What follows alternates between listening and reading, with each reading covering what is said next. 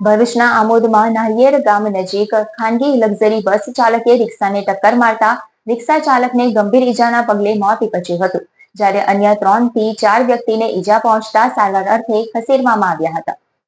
ભરૂચથી જંબુસરને જોડતા state highway પર આમોદના નાહિયેર ગામ નજીકથી કંપનીના કર્મચારીઓને લઈને જઈ રહેલી ખાનગી લક્ઝરી બસે અહીંથી પસાર થઈ રહેલ રિક્ષાને ટક્કર મારી હતી, જેમાં અકસ્માત સર્જાયો હતો. અકસ્માત બાદ લક્ઝરી બસ વરસાદી કાચમાં પલટી મારી ગઈ હતી, જ્યારે રિક્ષાનો ખુરદો બોલી ગયો હતો.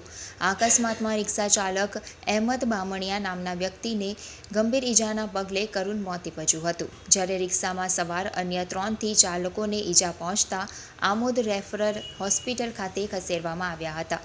આ તરફ લક્ઝરી બસમાં સવાર કર્મચારીઓનો આબાદ બચાવ થયો હતો. બનાવની જાણ થતાંની સાથે જ આમોદ પોલીસનો કાફલો ઘટના સ્થળે દોડી આવ્યો હતો અને મૃતકના મૃતદેહને પોસ્ટમોર્ટમ અર્થે ખસેડાયો હતો. અકસ્માતના પગલે સ્ટેટ હાઈવે પર ટ્રાફિક જામના દ્રશ્યો જોવા મળ્યા હતા.